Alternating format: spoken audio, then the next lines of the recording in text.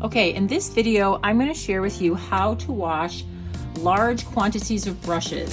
So if you're licensing Art Rave paintings and your painting classes are all selling out, you are going to have gobs and gobs of brushes to wash at the end of your class. So I'm going to use this sample grouping of brushes to show you how to go through a large collection of dirty brushes in the quickest way possible, but also in a way that really maintains your brushes, keeps them lasting longer, and also they're going to be better for the next customer. This is a super important investment and you want to make them last as long as possible. So I know a lot of people who just wash them in water, and I think that that's criminal because you can probably not get them lasting as long.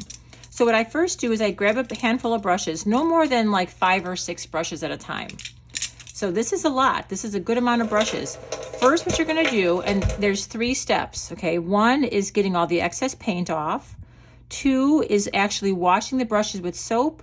And then the 3rd step is going to be conditioning them. So step 1, they're going to be full of paint, okay? So you're going to have, and this is something you train every single person that you hire. You need to train them this process, which is what we also did with our team. So rinse off your brushes. First, you just get the initial paint off.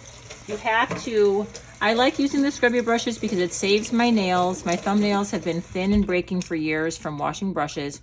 But use a scrubby brush or a wide brush like this to get a lot of brushes at once.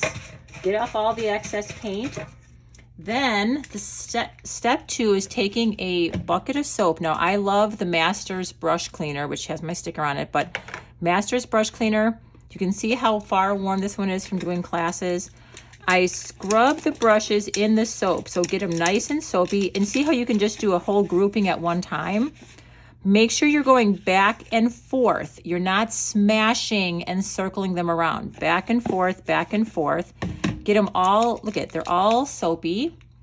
Now this is the important cleaning part. Now this brush has obviously seen better days, but you can get a really hard bristle brush from a hardware store. You're gonna put it on a flat surface and you're gonna scrub out. You can also work it side to side.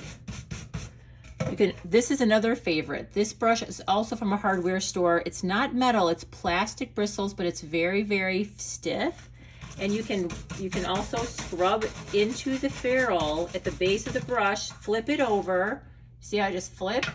And then do the other side really, really well. And then you rinse. So now these should be completely clean and scrubbed. And then as you're rinsing, just double check, make sure there's no paint in them. Now this is the important step 2. This is step 3. Squeeze out the water, okay?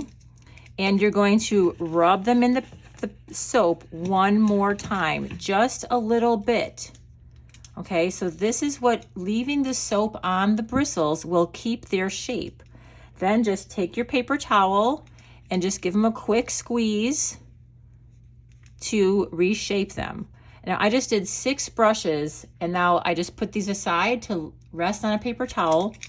You also want to try to have your brushes, I have a towel usually on the other side of the counter where I lay the brushes flat like this and just let them dry a little bit. Ideally you want to keep them flat when they're drying versus standing upright, because if there's any water in them, it's going to go down into the wood and it's going to start destroying the ferrule where the ferrule is connected to the wood. So just give them a quick dry and they're ready to go. Then I put them back in their little carrier. So once they're clean, they go into their little carrier. This is for a mobile cleaning situation, which I'm going to show in another video. And in this scenario, this is a tray from inside of a hardware store container. We keep the brushes of soap, a bar of brush soap like this in this side compartment, and we just wash it like that. Okay, so there's some of my tips for washing large quantities of brushes. Keeping them well maintained will help them last for maybe a year, maybe longer, if you are teaching regular paint parties where these brushes really can take a beating. Okay, I hope that helps, studio owners, and I will see you in the next video on my how to pack up your kit for a mobile painting party. Okay, bye guys.